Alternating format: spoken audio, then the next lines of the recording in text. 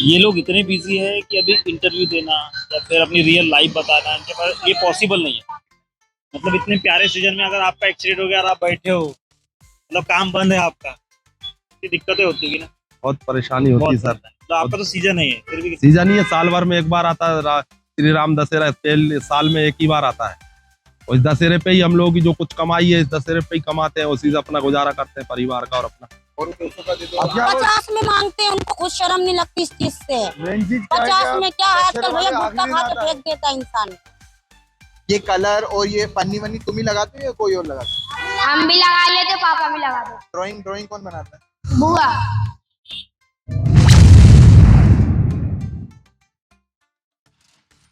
Finally दोस्तों, मैंने पहली बार ब्लॉग शूट करने का प्लान किया और मैं अपने दोस्त के साथ निकल पड़ा। सामने से एक पिकअप पर रावण को ले जाता देख हमने सोचा क्यों न जहां रावण बन रहे हो वहीं जाया जाए, और फिर हम चल पड़े पहला ब्लॉग लेने।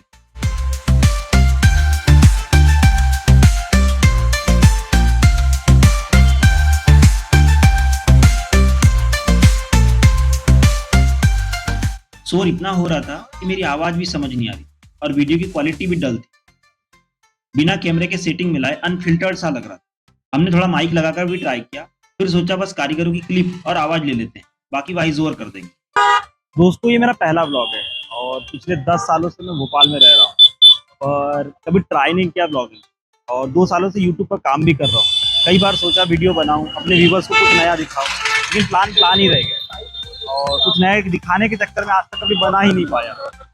हम आपको कारीगर की जुबानी भी सुनाएंगे इस ब्लॉग में और बहुत सारा स्ट्रगल बताएंगे उन्होंने कैसे फेस किया, इस तरीके से बनाने में प्रॉब्लम होती है या फिर सीजनेबल काम है तो उसके बाद क्या करते हैं, सारी चीजें ब्लॉग में है। लेकिन नवरात्रि का उत्सव जैसे जैसे अंतिम पड़ाव की तरफ बढ़ता है, वैसे वैसे विजयादशमी यानी दशहरे की धूम चारों ओर दिखाई देने लगती है और इस धूम के सबसे बड़े आकर्षक होते रावण के पुतले। आज मैं आपको लेकर आया हूँ उस जगह जहां इन बड़े छोटे पुतलों की रचना होती है, यानी वो स्ट्रीट जहां बांस, कपड़ा और कागज से रावण, मेघनाथ और कुंभकर्ण के पुतले बनाए जाते हैं। यहाँ कलाकार दिन रात मेहनत करते हैं। सबसे पहले बांस के एक ढांचे को तैयार किया जाता है, फिर उसमें घास और कागज लगाया जाता है।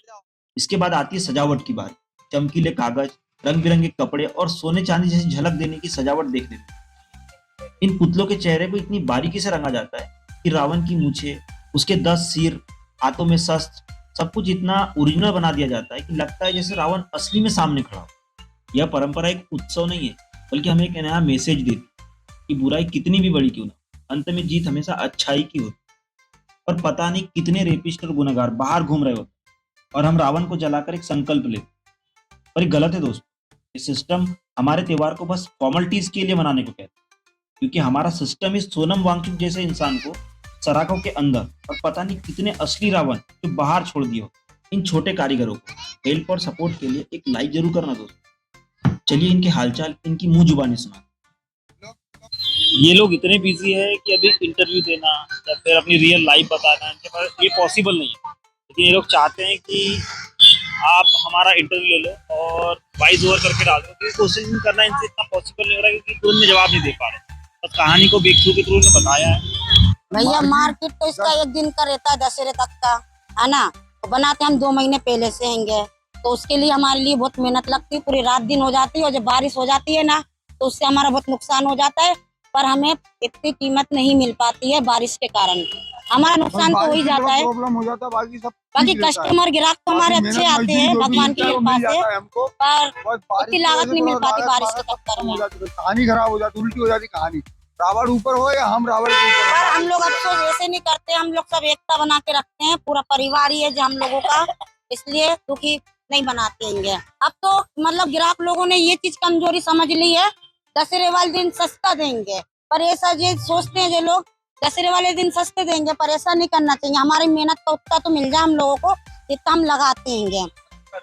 50 में मांगते हैं, उनको कुछ शर्म नहीं लगती इस चीज से। 50 में क्या है आजकल भैया, गुटखा खा के फेंक देता है इंसान। आजकल 50 रुपए में कोई चाय तक नहीं पीता है, महंगे जाके कॉफी पीते 100 रुपए की। सही बात है क्या नहीं भैया? गलत बोल रही हूँ तो बताना आप मुझे। तो ये 100-200 में कुछ नहीं होता। इंसान हमें देने में बहुत हिचकता है। मॉल में जाएंगे तो वो 10,000 की भी होगी तो डिस्काउंट नहीं होगा, पर गरीब लोगों में डिस्काउंट होता है, जहाँ गरीब के पास पैसा नहीं रहता है। वो तो ये है मतलब ज्यादा तो गरीब ज्यादा अच्छा हैगा। किसी के चेहरे को देख के जज थोड़ी नहीं कर सकते। ये कोई कार कोई से अच्छा आएगा। भी रहता है इंसान, कोई कोई गलत भी रहता है, पैसे में बहुत ज्यादा घिनापन करता हैगा। हर तरीके का इंसान रहता है, 5 उंगली एक बराबर की नहीं है तो 5 उंगली बराबर की इंसान भी नहीं है। बस कर ऐसा है। रुलाएगी क्या? तो बस यही है भैया। भैया मेरा शुरुआत का काम है, मेरे ससुर का हाथ है। मेरे ससुर ने जब 2000 रुपए दिए थे तब मेरा बिजनेस खुला था है, और मुझे हो गए हैं इस काम में 5 से 7 साल हो गए, समथिंग 7 साल हो गए। इसलिए मेरी एज के हिसाब से मैंने बिजनेस सोच रही थी करना, इसलिए हस्बैंड और हम दोनों स्लो थे हर काम में। पर मैंने कहा जैसे 2 लोग कर रहे हैं घर बैठे बिजनेस, तो अपन ये कर ले रहे हैं। मेहनत नहीं कर पाते हैं तो बिजनेस ही करो घर बैठे। तो वही 2000 रुपए से आज मेरे ससुर का आशीर्वाद है, तो आज तक हम लोग भगवान की कृपा से सही साथ चल रहा है। जगह है, हुनर है, कला है, हर चीज की, बस उसके अलावा और कुछ नहीं चाहिए। और अच्छे अच्छे कस्टमर आए हमारे पास लेने को, और हम और बढ़ते जाए आगे चल के। हमारे बच्चों को भी ये चीज सिखाए, हमने जो सीखा है वो भी सीखे। ये चीजें पढ़ाई के साथ साथ सब चले। नाम और पता? मेरा नाम छाया है, छाया वर्मा है। इधर ईश्वर नगर में रहते हैं हम लोग, ईश्वर नगर में रहते हैं। उधर ही हम लोग सब बांस का काम करते हैं। इधर 2-3 दिन के लिए आते हैं बस सिर्फ। मतलब इतने प्यारे सीजन में अगर आपका एक्सीडेंट हो गया और आप बैठे हो, मतलब काम बंद है आपका, तो दिक्कतें होती होगी ना? बहुत परेशानी होती है बहुत सर। तो आपका तो सीजन नहीं है फिर भी। सीजन ही है, साल भर में एक बार आता है। श्री राम दशहरा साल में एक ही बार आता है। और इस दशहरे पे ही हम लोग की जो कुछ कमाई है इस दशहरे पे ही कमाते हैं, उसी से अपना गुजारा करते हैं परिवार का और अपना और उसी पालन टाइम पे पोषण। उसी टाइम पे मेरा एक्सीडेंट होगा, 4 से 5 साल हो गए मेरे क्या एक्सीडेंट हुआ हुए। वैसे एक्सीडेंट? मतलब 5 साल से मेरा एक्सीडेंट हुआ, तो मैं बेड पे ही हूँ, चल फिर नहीं पाता हूँ। मेरी जब सनमाई का प्रॉब्लम हो गई तो वो मेरी नस ब्लॉक हो गई पीछे की, तो मेरा शरीर काम, स्पाइनल जो बोलते हैं। हाँ शरीर काम नहीं कर रहा, मेरा नीचे का शरीर आ रहा। मेरा तो जो बच्चे छोटे छोटे तो यही लोग बनाने लगे, इन लोगों को बता दिया, बताते रहता हूँ बैठे बैठे, तो ये लोग बनाते हैं। फिर आउट ऑफ सीजन भी क्या काम करता है? कुछ नहीं, यही बांस का काम है 12 महीना हमारा। बांस डलिया का काम है 12 महीने का। ये समझ लो कि हमारी पीढ़ी बाई पीढ़ी चली आ रही है बांस के काम में। हमारी मम्मी को हो गई 50 साल और हमको भी हो गई आज से 10 से 15 साल। हम ही रावण का काम कर रहा था, 10-15 साल से मैं संभाल रहा हूँ रावण का काम पूरा। पहले हमारी पीढ़ी करती थी, माता पिता करते थे, अब हम करने लगे।